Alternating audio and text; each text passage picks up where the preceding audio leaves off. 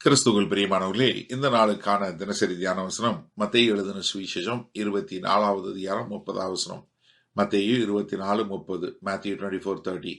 அப்பொழுது மனுஷகுமாரனுடைய அடையாளம் வானத்தில் காணப்படும்.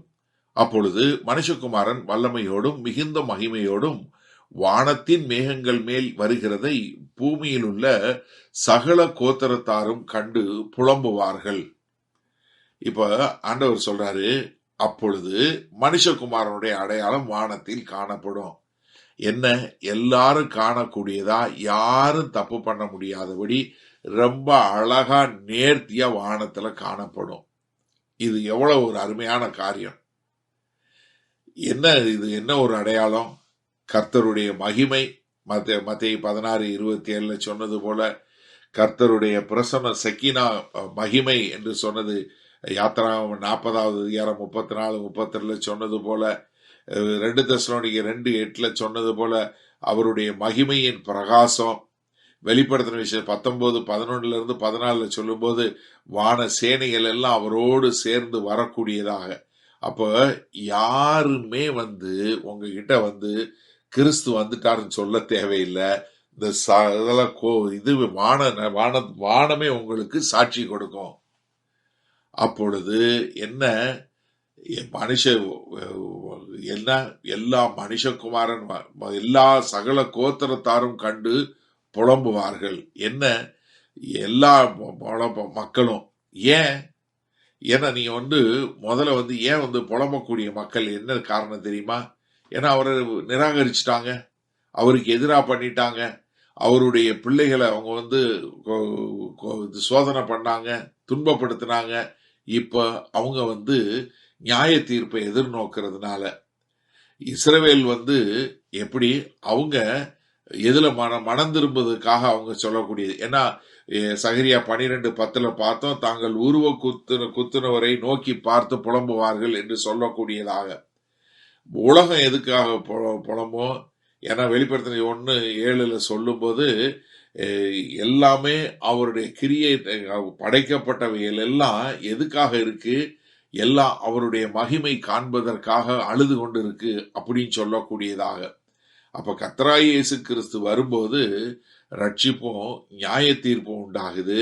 அதனால அவங்க எல்லாரும் மனுஷகுமாரனை பார்ப்பாங்க. எப்படி? வானத்துல வரக்கூடிய மனுஷகுமாரனை.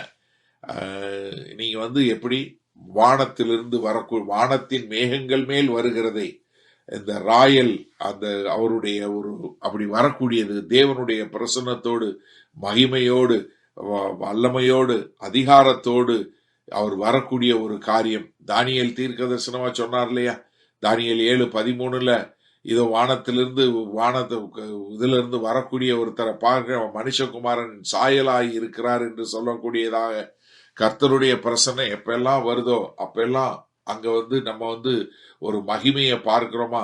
அதே மாதிரி இயேசு கிறிஸ்து மகிமையோடும் வல்லமையோடும் அங்கு வரக்கூடிய ஒரு காரியத்தை நம்ம இங்க பார்க்கிறோம். என பொறுத்தளவுக்குங்க கர்த்தருடைய 2ஆம் வருகை தான் இருக்கிறதுலே ரொம்ப மனித வரலாறுல ஒரு மகிமையான காரியம். சரி, நம்ம இந்த நாள்ல இந்த வசனத்தை நம்ம எப்படி எடுத்துக்கொள்வது? இதுவரை சொல்லப்பட்ட எல்லா தீர்க்க தரிசனங்களும் நிறைவேற போகுதுங்க. அதுதான் இதுல உள்ள இது ஒரு கிளைமேக்ஸ். இதுதான் ஒரு முடிவு. தானியேல் 7:13-14 சொன்னதா இருக்கட்டும், சகரியா 12:10 சொன்னதா இருக்கட்டும், வெளிப்படுத்தின 1:7 சொன்னதா இருக்கட்டும், அப்போஸ்தலர் 1:11 சீஷர்கள் முன்னாடி எடுத்துக்கொள்ளப்படும் போது நீ எப்படி எடுத்துக்கொள்ளப்பட்டாரோ அதே மாதிரி திரும்ப வருவார்னு சொன்ன மாதிரி, மத்தேயு 16:27 சொன்னது போல, வெளிப்படுத்தின 19:11-16 வரை சொல்லப்பட்டது போல. அப்ப இதுவரை வேத வசனங்கள்ல சொல்லப்பட்ட எல்லாமே ஒரே ஒரு காரியம் என்ன? கர்த்தராகிய இயேசு கிறிஸ்துவனுடைய 2ஆம் வருகை. மொத்த உலகமும் அசையக்கூடியதாய் ராஜா அங்கே வருகிறார்.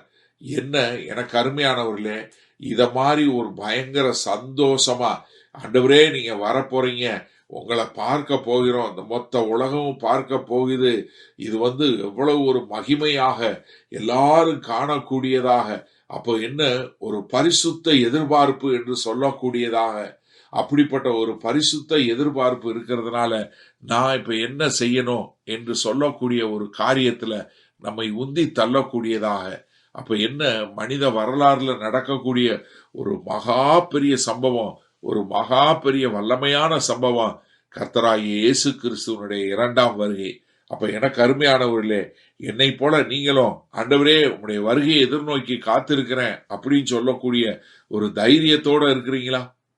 மகா கிருபையும் இரக்கம் நிறைந்த எங்கள் அன்பின் தகப்பனே, என்ன ஒரு ஆனந்தம் ஆண்டவரே! ஆயிரம் ஆயிரம் ஆண்டுகளாய் அநேக தீர்க்கதரிசிகள், அநேக பரிசுத்தவான்கள், அநேக தேவ மனுஷர்கள் ஆண்டவரே இந்த நாளைத்தானே எதிர்நோக்கி காத்து கொண்டிருக்கிறார்கள். அவர்களைப் போல நாங்களும் ஆண்டவரே எதிர்நோக்கி காத்து கொண்டிருக்கிறோம். அந்நிய கண்கள் அல்ல ஆண்டவரே, எங்கள் கண்களே உம்முடைய வருகையை காணக்கூடியதான ஒரு மகா பெரிய பாக்கியம் ஆண்டவரே. அதற்காய் நாங்கள் கொடான கோடி நன்றி செலுத்தி எதிர்நோக்கி காத்திருக்கிறோம். வாரும் ராஜாவே, மாரநாதாவே வாரும். இயேசு கிறிஸ்துவின் மூலம் பிதாவே, ஆமேன். கர்த்தர் உங்களை ஆசீர்வதிப்பாராக. அவருடைய வருகையை எதிர்நோக்கி காத்திருப்போம். ஆமேன்.